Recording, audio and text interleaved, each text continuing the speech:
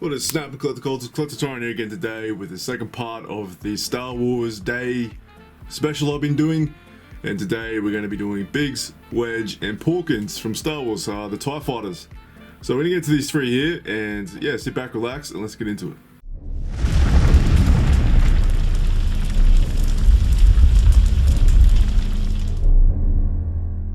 Alright guys, so we've got three Funko Pops here. It's another 3-pack like yesterday with the Ewoks. We're going to go through these pretty fast I think because, you know, it's just really the helmets I want to talk about. But let's get these guys outside the box and have a look at them.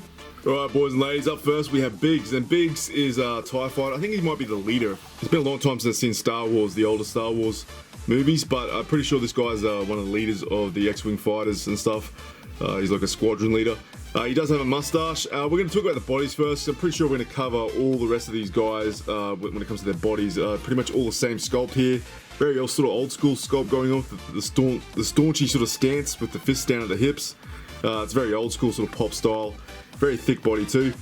As you can see there, that's what the TIE Fighters wear. That sort of like orange outfit with that white sort of vest. And yeah, we got Rebel symbol in the corner there. Rebellion, what do you want to call it? Another thing we'll talk about quickly is the visors that they'll all have throughout these three Funko Pops. All of these guys have these visors. Nice transparency there with the yellow. The helmets are something that's going to be that separates all of them and gives them a bit of an individual look.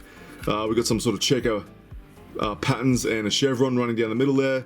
And at the back we've got some chevrons on the back there too, and we've got some nice designs on the side. Biggs does have a mustache.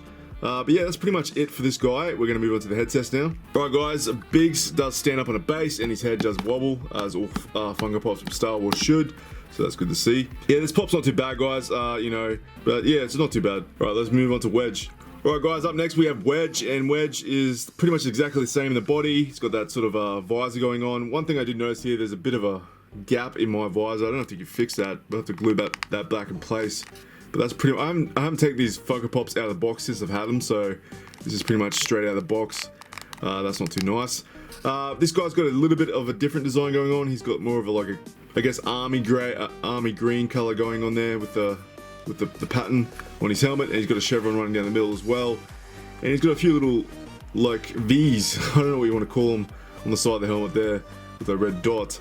So that's pretty much it for this guy. There's not much else to talk about. Pretty much the same body, just a different head. This guy's not too bad. We're going to move on to the head test and stand-up test. Up next, we have Wedge.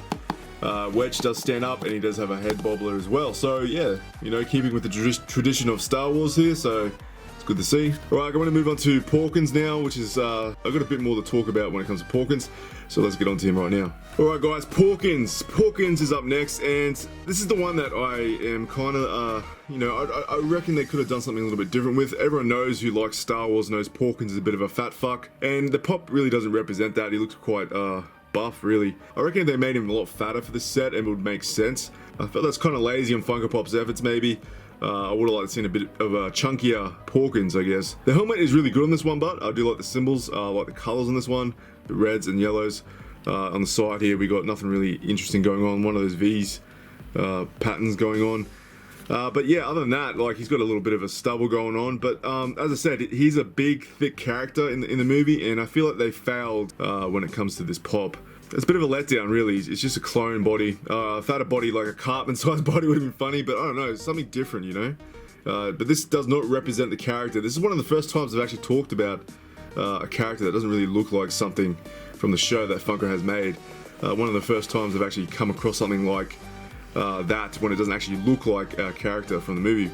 I'm not complaining, I'm just giving you guys an idea of what I'm talking about. I just think that this guy should have been a bit chunkier. Okay, let's move on to the head test and all that. Alright, up next we have Porkins, and Porkins does the same thing as the other two, which is pretty much what you would expect from a Star Wars set, so it's good to see. Alright guys, so that should be it. We're going to move on to my rating now, so stick around for that. Alright guys, let's go on to my rating. You guys should know how to do this. I rate this out of 2 parts. I take them out of the box, check for any defects for my first part of the rating out of 5. And then my second rating is how Funko Pop designed these Funko Pops for the franchise that is Star Wars, and how they went about making them all look like the characters from that this specific franchise. And in this case, it's the Star Wars today, and we're going to be talking about these characters. Alright, so first off, I'm going to say something here. We got a lot of marks of super glue on the helmets, and that one visor just was broken. It didn't come set. It just keeps falling off. I'm gonna have to fix that myself. I should not have left the factory the way it was, but you know, that's just the way it is. I'm gonna bump that down to probably a 3. Yeah, we'll give it a 3, eh? Alright, so moving on to my next part of the rating, we're gonna take these guys out, do a bit of a pan, and talk quickly about my recap on these guys, and that should be it for today. Alright guys, so the Funko Pops themselves are all pretty much the same when it comes to the body. The helmets are all really well done though. I like the helmets, I like the transparency on the visors, but I'm not happy about the Porkins. Porkins is way too slim for this set, I think. I think Porkins should have had a bit more beef on him. As I said, he's a bit of a fatty. I would have liked to seen that. You guys might disagree, but I really think Porkins was a bit of a letdown. So I'm going to give that a 3 as well for a total score there.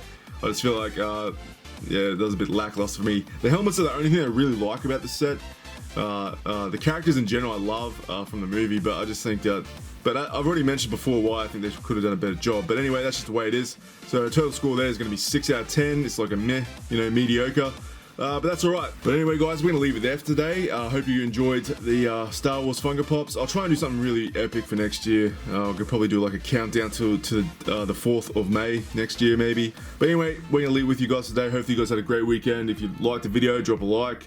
Go check out the first one if you haven't seen it yet. I'll leave a thing up in the corner. Hopefully you guys have a great up and coming week. And I'll see you in the next one, eh? Alright, click throwing out.